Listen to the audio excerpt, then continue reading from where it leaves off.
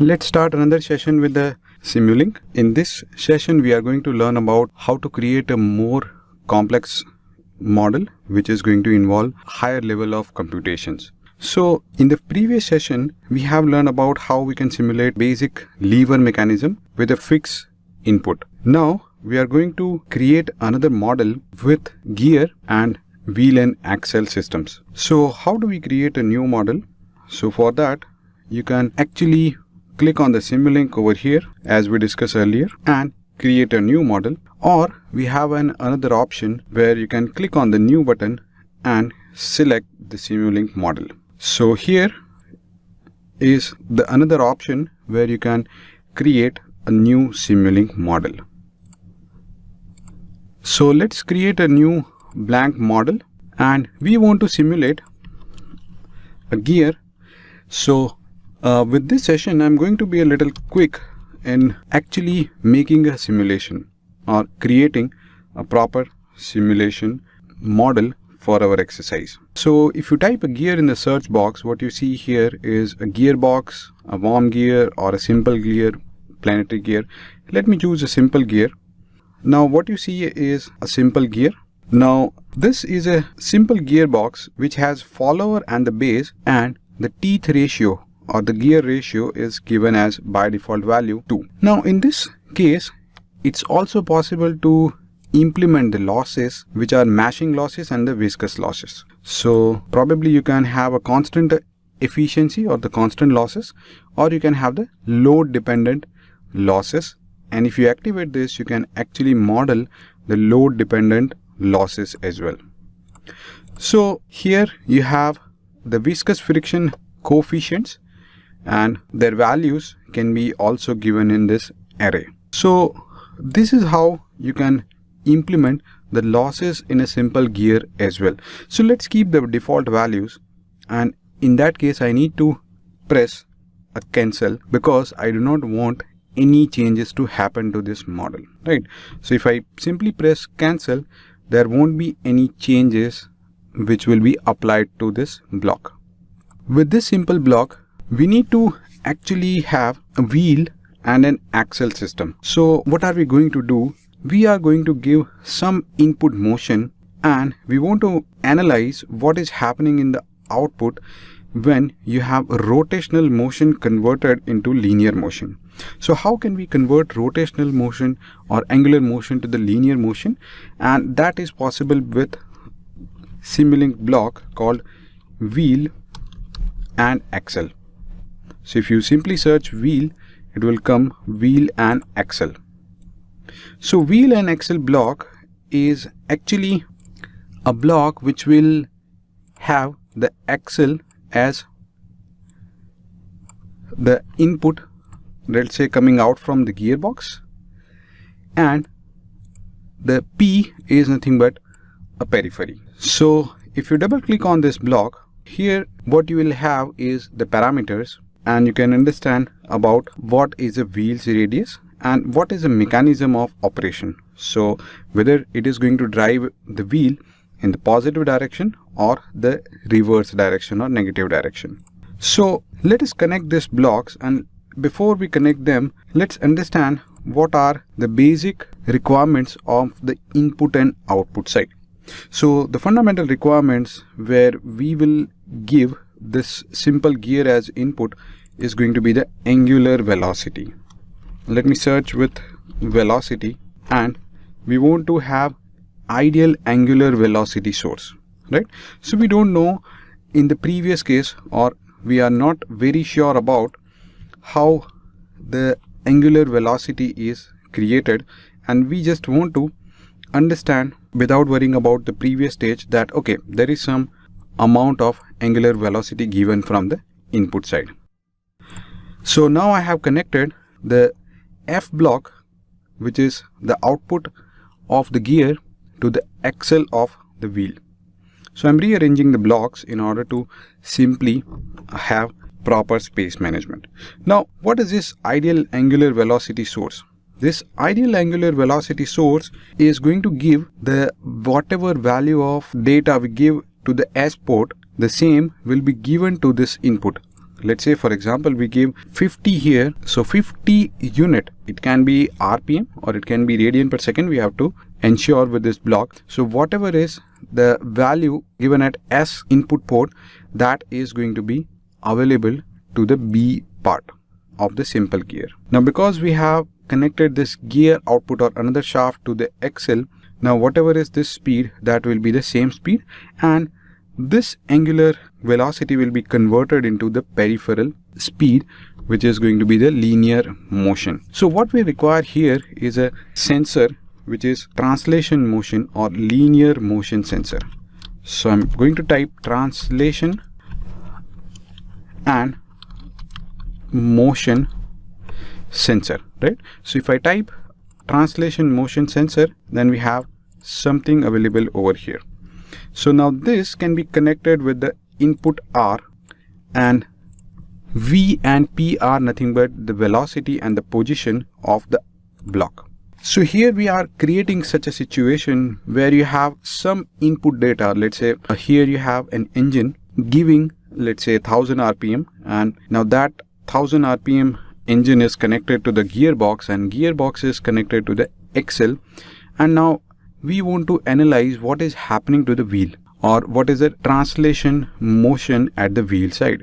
So probably we are creating a very simple engine transmission system from engine shaft to wheel on the vehicle.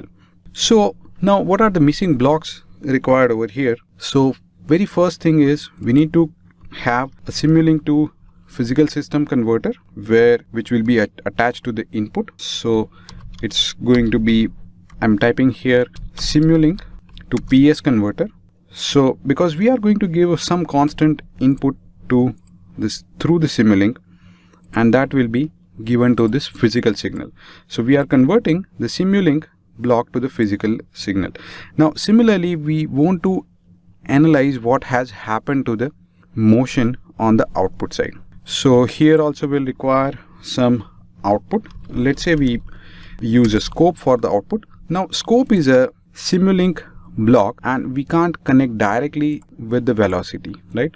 So if I try connecting this, because this is a Simulink signal and this is going to be a physical signal, they are not going to be connected. So what do I need is a similar another converter which is physical signal to Simulink converter, and then connect them together. Like let's say I'm interested in velocity and I'm connecting the scope to this part. So here comes our input and output. So let's say here again, before we do any changes, let me save my model, and I'm going to save in let's say D drive new folder, and my model name is a gear transmission. So now I have saved my model, and what are we missing over here? So probably we haven't connected the P port, and what will happen if we do not connect the P port? So probably you can check that in the help, and we haven't connected the C part of this and C part of this, right? So what is the C part? If you remember from the previous session, C is nothing but the common point or the fixed part, which is going to be the rotational reference. So we can have the similar reference frame for C connector of these blocks. So now we require some references for this C part of this block. So let's find out the rotational reference block. So we have a mechanical rotational reference, and let's connect the C part over here. And because we'll also require a solver configuration, otherwise our simulation will not be solved properly. So we are attaching this solver configuration to this part as well. Now we have another green part which is a translation motion, and let's connect this C part to this reference as well. So when I connect this C part to this, it's not allowing me to connect. What is the reason why we are not able to make this connection? Because this is going to be a rotational reference. So if I show the block name, it is a rotational reference. So similarly, we need to have translation reference as well. So I'm going to search a block called translational reference. So we have a translation reference which is now with another green color. which is as per our requirements. So here we are almost ready to hit the run button, but yes, what is going to be the input? What is the value which we are going to give here? So let me give some constant value, and let this constant value be 100. So we are giving a constant 100 to this input. And now let me zoom out of my all the Simulink block, because we have now many blocks connected all together, and we are giving some 100 value over here, and that 100 value is actually given to this input shaft of the gear. The output shaft of the gear is connected to this axle, and axle is connected to the wheel as per this diagram. So now wheel is going to have its linear motion, and now based on the wheel radius, which is, let's say we keep it as 0.5 meter. Now with the 0.5 meter wheel radius, we are going to observe some output linear velocity, and it's okay, we can keep this position disconnected for a while, or if we do not connect this part as well, it's not going to give any error. So now we are ready, and let's hit the run button, and if there are any errors it will show up, or otherwise we are going to observe some constant linear velocity in the output scope. So now my model is being compiled, and yes, the Simulink has solved our model, and the scope is showing -25 constant value.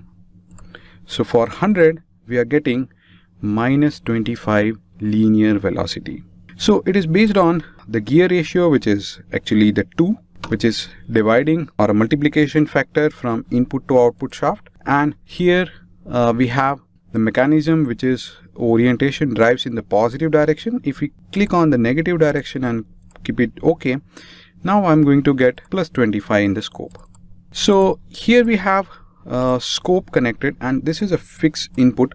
Now every time we are connecting the fixed input, which is not going to serve the purpose, or which is not going to be the more realistic case. So in the case of an engine, let's say it's an engine of an automotive system, and you are pressing the throttle, and the fuel input is changed, and the engine RPM is also changed. So now I want to visualize something, or now I need to check out what happens if we change the RPM at the input side. Now how do we provide the variable input? Now there are multiple options for that, and by your experience with the Simulink, you will learn how to find those blocks which are going to produce the variable outputs, right?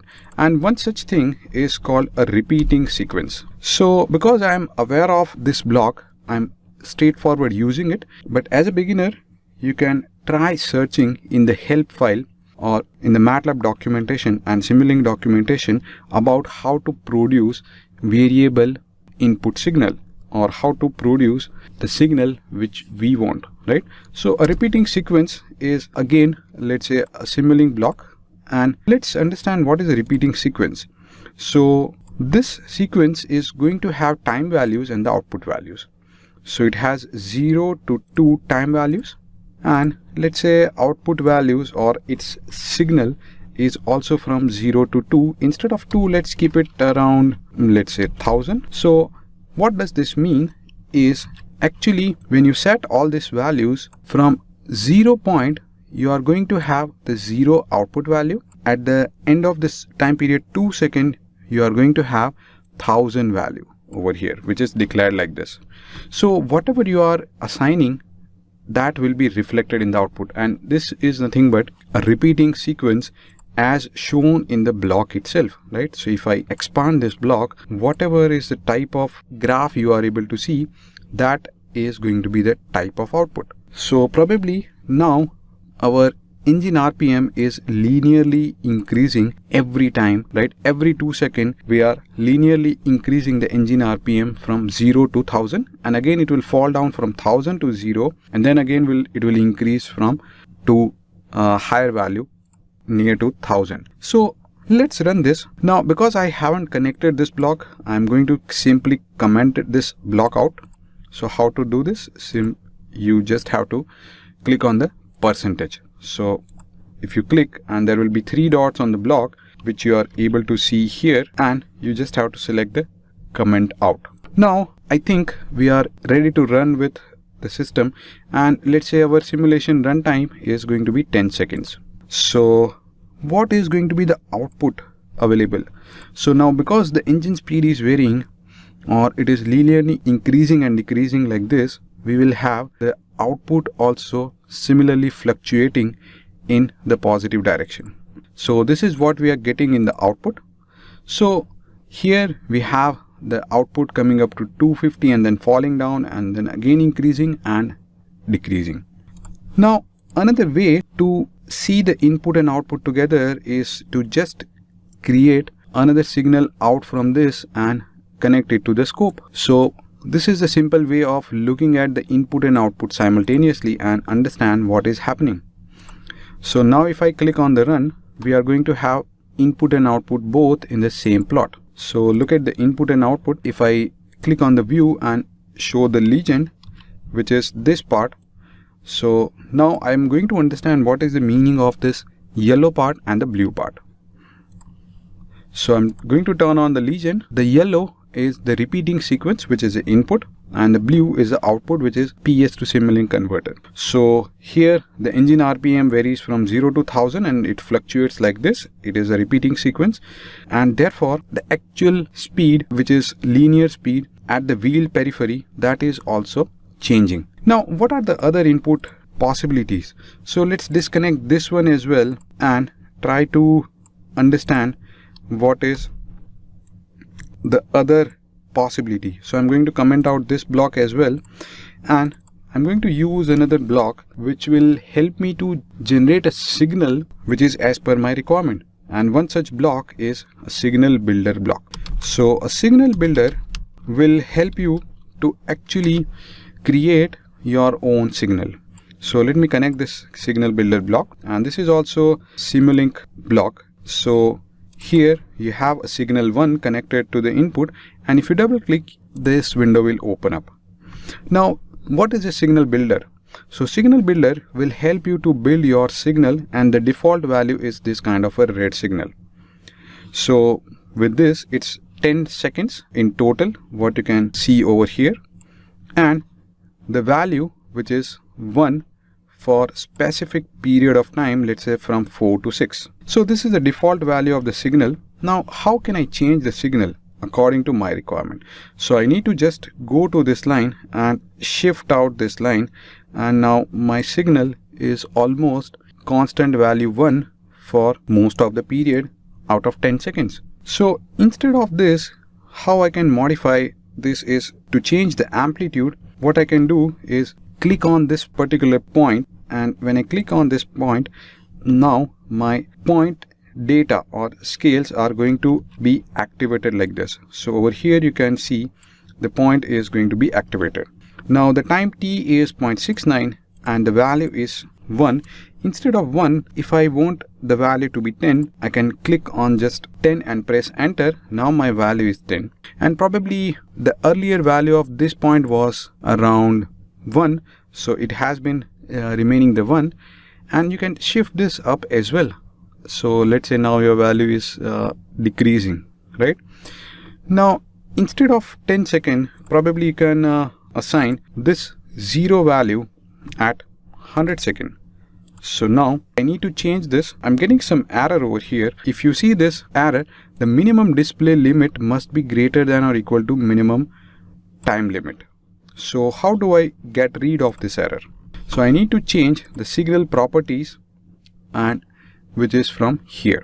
So how do I change it? I need to go to Excel axis and change the time range. So if I change the time range to, let's say, probably 100, now our graph is going to be up to 100. So now you can change it like this, and probably you can add many other points as well, right? And let's say at this point here you have the value which is something related to 5, and if I enter this, so now my value is 5, and you can probably change it like this, right?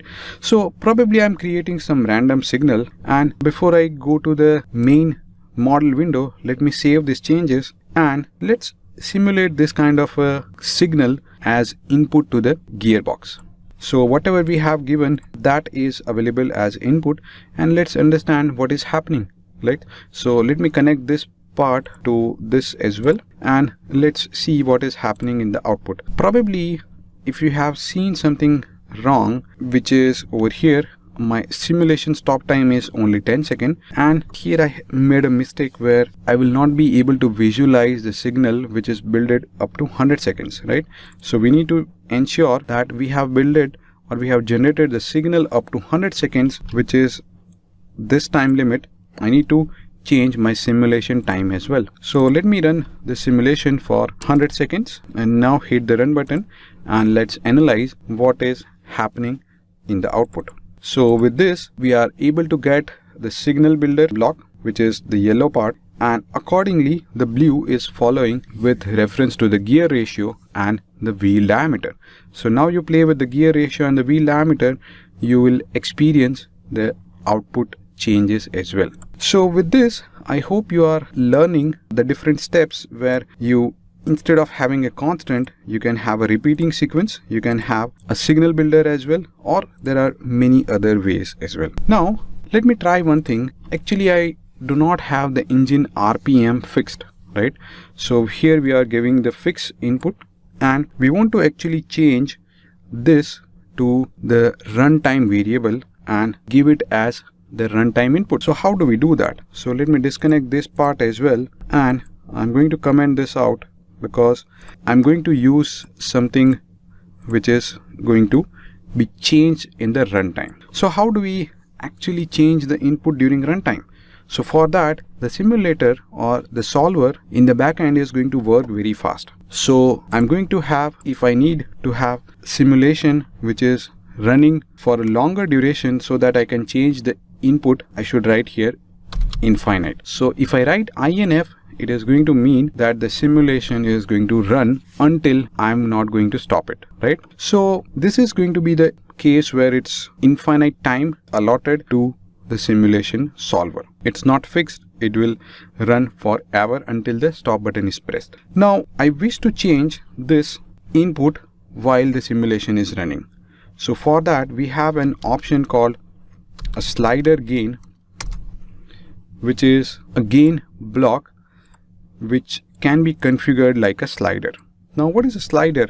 A slider is similar to, let's say, a throttle. Here you have a throttle or an accelerator pedal, and which is going to the engine, and the engine is producing various different RPM values, right? So this is a slider gain, and let's say its low value is 0 and the high value is, let's say, 2000 RPM, right? So these are the values which are given, and what is something related to the input, right? So if I click on run without giving input, it's going to give me some error, or I need to fix it up what is the value by default, right? So I'm going to stop the simulation and I'm going to connect some by default value over here, right? Or it's possible that you may not connect any input value. So let's connect this part to this one and let's run the simulation. So now I'm running the simulation, and look at the time over here. So what you see over here is the time which is varying, and this is going to be 84,647 seconds already elapsed. So now I'm going to change my input in the real time by changing the slider like this. So now I'm changing the slider over here, and my constant value right now is 660. So now I'm changing this to highest value 2000, and again bringing down. This is as equal as I'm applying the throttle while the simulation is running. So if I do like this, and if I press OK, the 1640 constant value will go, and let's stop it and let's see what is the result. So what kind of a result we are going to get in the output? So we have got something which is almost 0, and probably if we again rescale it with this, this is also going to show us the 0 value. So what is the reason? Because we have given a slider gain where we must have some default value, and which is undefined over here. So MATLAB is not going to give you any syntax error if you have this block disconnected, but probably if you connect some constant over here, and this constant is multiplied with this variable gain, right? Now it is as equal as you have the variable values connected over here. So now let's run the simulation, and let me open up this slider gain and let me change all these values and try to run the simulation. So I'm changing this values very frequently from between 0 and 2000, and now probably my value is constant 360 for a longer period of time, and let's see what is happening in the output. So what you are able to see here is probably some constant values which is related to 360 and some blue line which is related to, let's say, less than around 90. So now if I scale it up, or this is the button where it is going to scale the limits of time and the amplitude, this is what is happening, right? So we initially started varying the RPM like this, and why do you think these are varying in the steps, right? Because we are providing the real-time input through a slider gain, and all these values are changing in time according to its sampling rate. So whatever is the sampling rate of the slider gain, that values are captured. So look at this values, and here is your blue output. So this is how you can actually run your simulation with the variable input parameters. So I hope now it's clear to you that how to provide variable inputs and how to use the Simscape mechanical fundamental blocks.